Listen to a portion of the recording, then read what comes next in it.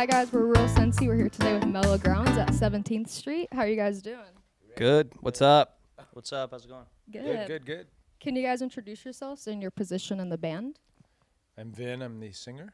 I'm Julian. I play guitar. I'm Fred. I play keys. I'm Ian, and I play drums. And I'm Ryan. I play bass. Very awesome. How'd you guys all meet each other? Oh, jeez. Well, it started out about, 6 years ago now? I was just jamming with some friends, started learning guitar, and then through an old drummer of ours, I met Ryan, and then I met Fred because he was actually teaching my brother how to play piano, and he's like, oh, we're looking for a keyboardist, and he's like, sure, why not? I'm down. Yeah, this is my first band. I've never been in another band. Yeah, and then down the line, we met Vin through the internet, right? Yeah, we were looking for a singer and fucking scored with this guy. Shit. Ian, he's not a full-time drummer. He's filling in with us, helping us out. But he's Ian's the newest. he's a rock star though, so we're lucky. How'd you guys come up with the name Mellow Grounds? Ooh, that was you. Actually, it's kind of funny. Like, I was working doing industrial electrical work at the time over off the 710 in Firestone. And I was just trying to think of a band name one day. And I was trying to incorporate something from my field. And ground was the only thing I thought was applicable given, the genre. And I didn't want to go with a cliche, something high or, it's relating to marijuana particularly. Just wanted to kind of be able to be acceptable for any demographic. So I went with Mellow and just, kind of all fell together. And then they went with it. That was the whole thing. Like, I don't make all the decisions. They were cool with it too. But yeah, that's how it started. That's awesome. What do you guys do to get inspired to write music? Writing music is largely a collaborative process. A lot of our earlier stuff was written straight up by Julian. He kind of would jam out at home on his acoustic, bring it in, and then we'd all kind of play it in our own way and form the songs that way. We have a couple songs that we've adapted from Vin. What he's done, he's written his vocal tracks over a lot of our old instrumentals and just improved them a lot. Like, they sound amazing. He's a great writer. And so it's collaborative. I don't know, what would inspire some of you guys? What inspires me to write? All kinds of stuff. Just, things you go through and life, listening to other artists and music and stuff like that. For me, at least, lyrically. Yeah. Yeah, I'd second that. I mean, just hearing some other guitarists that I look up to play certain notes at certain times and certain songs with certain backings, it just inspires you to, what the hell was that? What did that guy do? I want to figure that out. Definitely. I had a good music teacher for a while too, so that was pretty inspiring. This guy, That's awesome. he's inspiring too. You guys are all inspiring each other. So who's your guys' biggest inspirations? You guys. Yeah? Thank you so much. I appreciate that. Doing the bands, There you go. Fuck yeah. It's what keeps it going, We're trying to get you guys out there. Yeah, for Even more than you guys already are right now. So like name drop bands. Any inspiration you guys have? I love Groundation and Yeah. Simkin Project and Soja, obviously. Yes. Well, everyone loves Soja. I love everything, so I teach music, so it just inspires me to be around music, every day. Yeah, Great. being able to positively affect people and manipulate emotions in a good way. In a like, positive way. Yeah, you see people moving to what you're doing, and it's nice, especially when it's original. To me, it's the most gratifying feeling. That's awesome. Yeah. Yeah, definitely the reggae style of music inspires me. It always has. I've always known I've wanted to play reggae ever since I started playing. I respect all genres, of course, and there's so much you can learn from every genre. But I like just the overall vibe you get at reggae shows with the crowds. Everyone's in a good mood for the most Definitely. part, and I love that. the vibe's always right. So You just took my answer exactly. We all got the same You can have the same inspiration. It pretty much is. I mean, just the vibe of reggae and making other people feel good, and it's usually just a good vibe. vibes. See you, Lou. How would you describe your music to someone who's never listened before? I guess you'd start with reggae, obviously under influence, but I think I write more of like a rock pop kind of style. I don't know, like maybe early Police kind of reggae vibe. That's what I said when I was listening to you guys. I miss them. Yeah, they're good. They're dope. That's what I said. I was like, this kid sounds like Sting right now. Yeah, like, I get straight that a up. lot. Yeah. I get that a lot. And that was actually one of my biggest influences when I was a kid. So I think the music's more rootsy, though. But I'll let you guys describe that. Yeah, I mean, definitely when you listen to a lot of the rhythm section, we have that rootsy feel, but then you get bass lines from my man Ryan right here. He comes from a metal background. I'll let him speak more on that, but it definitely brings a unique feel to it, and we like to use a lot of variations of chords. It's not like a lot of our stuff isn't just like a 2-chord progression like a lot of traditional reggae songs are. It allows Ben to get really creative with where he takes it vocally and stuff of that nature. And then Fred's pretty classically trained, so he brings that element with a lot of arpeggios and stuff on some choruses here and there. So flavor. Yeah. What were we kind of just our writing process? Lost it. All right. Well, so the bass lines. I don't know. This is my first time ever playing bass. I've been playing guitar forever. Like he was saying, metal background. I actually started with doing punk. Totally into that for like 6 years, and then I transitioned into a metal band, and I just fell in love with like technicality and just riffing it up. And so when I started playing bass, I kind of had to dial it down a bit, but it's because I know it's a big part of what goes on. It's tasteful discretion, really, but I get away with what I can. And it's a new challenge because I have a pretty eclectic background as far as musical influence as well. A lot of blues influence and stuff, so you'll hear that in some of the riffs that I play. I just I go with what I feel, and I try to imitate a bassist because I'm a guitarist, trying to do it. That's awesome. What do you think makes your band unique from everybody else? Other than what you guys have already said, Yeah. I mean, I guess as we just discussed, this he's playing bass, but he's a metal guitarist, right? So he brings that flair, and then the progression thing I was mentioning earlier. Wide range of influential styles. Yeah. Together in reggae. Yeah, and then over the years we've worked with a lot of producers that are, they develop a lot of rootsy sounds and stuff, so they kind of help mold that sound for us as well. So. And do you guys have like a main theme for most of your music? Not really. It's just whatever kind of lyrically, you mean? Yeah. Just really whatever the song kind of brings out of me. I feel that makes sense. Yeah. I don't like set off for like one thing. Yeah. Like, it's got to be about a girl, or it's got to be about like uprising. How has reggae music changed your guys' lives? Pays my bills. Zing. That's a good strand. Speaking the truth, that's all we want. I love it. It's always taking care of me.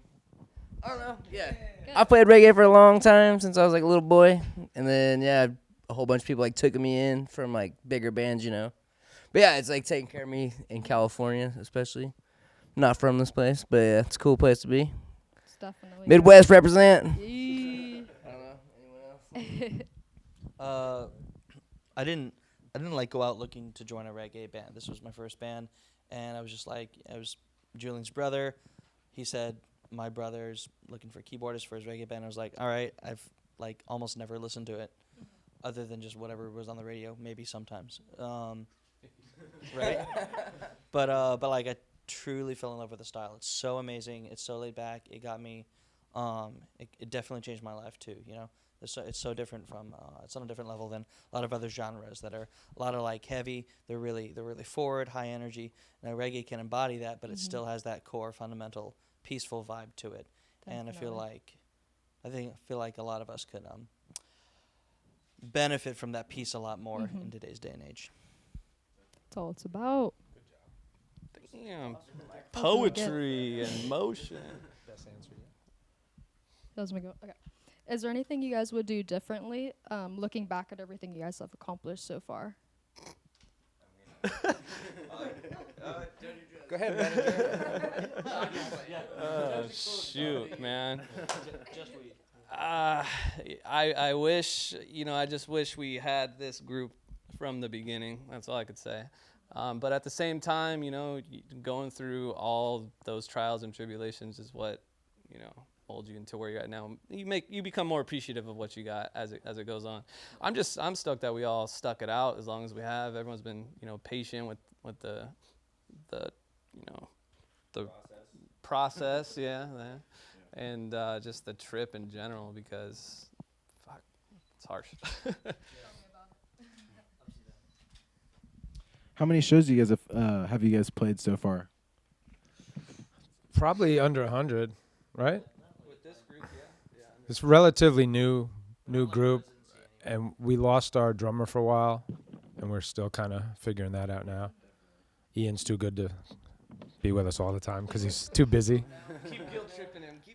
But yeah, probably under 100. But we just released our first EP, and we're working with Lou at 17th Street. We worked with Big G. He's in Santa Ana, and yeah, I mean those are to me the two kind of best local guys around. So That's pretty awesome. we're just concentrating on recording right now and playing. Like we're playing tomorrow night at where?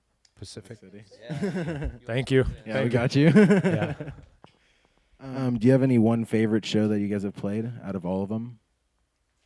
I think the first show we played with Gas Lamp, That's a cool. because it was like a nervous energy because we were all on stage together, and it just seems like everybody's friends came out of curiosity, and I don't know, it just gelled. I think we gelled better that night than ever since. When you're all nervous, all of it comes Who was together. I headlining? feel Was that? like. It wasn't Pato. Who? Was it a Benson show? No, it wasn't. Capleton? I don't know.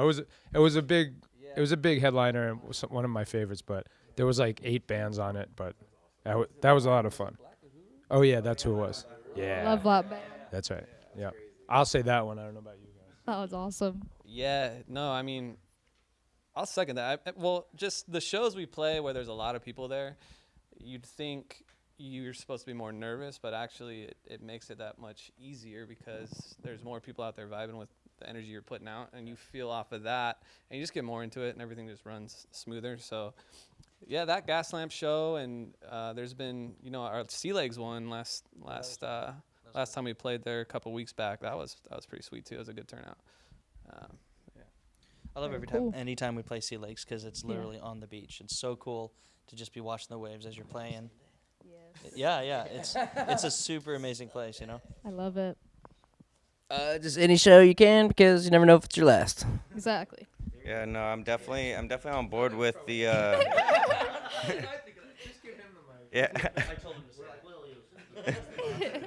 No, I'm definitely on board with the shows where there's a good amount of people there. It's the vibe. Honestly, you definitely feed off of that when you play. Well, I do, and I think a lot of Energy. performers do. Yeah, it's nice. It's just like it's a visual, affirmation of what you're doing. It's like, all right, I'm doing a good Yeah. job. they're moving, they're nodding their heads. We're good. Because when there's no one there, it's the unknown, and that can totally mess with your head. So it's like, it's nice to just see it, and then you just keep going from there. Absolutely. Yes. Have you guys been on any tours? No. No. Too new. Coming coming soon. No. Ian's been on dozens, I'm sure. Which artists have you guys worked with? As in recorded with? Oh, Kareem from Arise Roots is featured on our last EP. Yeah, a song called Rat. Check it out. Yeah. Rat. Yeah, he does the sax on Rat. That's cool. And then Big G wrote Spirits with us, and what else? Rat. And Rat. Spirits and Rat. Spirits and Rat. Spirit Rat. The Spirit Rat. Are there any artists you guys want to collaborate with in the future? Oh, fuck. Too many, man. Too many. Sting would be nice. That'd Sting the would be perfect duet. nice. I know, right? Trying to think. Probably who would be fun to work with local? I did a song with Pato a while ago, so it'd be fun to bring him into this project That's cool. because kind of on the friendship tip, so I can actually like call him. And he's one of my favorites. You're like, what's So, that? Yeah. Hopefully, need to That's try cool. that. How has your music changed since you guys first started? I guess we kind of chatted about that already. I mean, just bringing all the new faces into the group throughout the years, but also we just get better as musicians in general, jamming together and feeling off each other. That sounded bad. Let's see. I'll let you finish that off. That sounded worse. I'm gonna pass it. I don't. Good? Okay. What was it like recording your Grounded E EP? It was really, really fun. It was a great process. Slow going, did it kind of piecemeal. You got to thank Gary for being really long suffering with us, because we kept like changing shit. But it was really good because I think you learn a lot from that first official album. It kind of we kind of did a couple of test runs first with another recording, with another producer, and decided to rehash stuff. And I think the album's a lot better for that because Big G's an amazing producer, great guitarist, really knows how to put it together. So definitely lucky to be working with him and play some of his songs. That's great. So you guys said earlier this is your first time being here. Have you guys recorded at any other studios? Collectively, just one here and just with Big G. Yeah. All the demos were just instrumentals, right? I have a little home studio I do vocals at, but I don't know how all this. Yeah. Same here, just home studio stuff. Yeah. What would you tell someone trying to follow in your footsteps? Keep going. Yeah, don't give up. Had some shitty times, but just keep going, It's always good if there's bad days, there's good days, I've been playing in bands since I was 13, and I'm 35 now, and I don't have a reason to stop. It's just if it's what you want to do and that's your dream, it's cliche, but pursue it. Like seriously, I think you're letting yourself down and you're missing out on opportunities, and yeah, just go for it. You never know what's gonna happen. Some people they get it later in life. Some people are fortunate to get it early, but yeah, if you're not trying, it's not. I don't know. You're missing out. Definitely. Is there anyone you guys would like to shout out that helped you guys throughout your whole music process? Well, we've already shouted out Big G, but I'll give him another shout out because, he did us a solid on that EP. Introduced us to Kareem and Tim Wu, and it sounds great. Yeah, and a shout out to just everyone who's been coming to our shows and supporting over the years. And shout out to you guys for interviewing. Real Thank you. Sunsy. Thank you for having us. Really, we really appreciate it. That's pretty much the end of it. We really appreciate it. Again, we're gonna try and have you guys back for a second interview if that's gonna be possible in a couple months. So, thank you for watching Real Sensi. This is Mellow Grounds. Later. Thank you guys.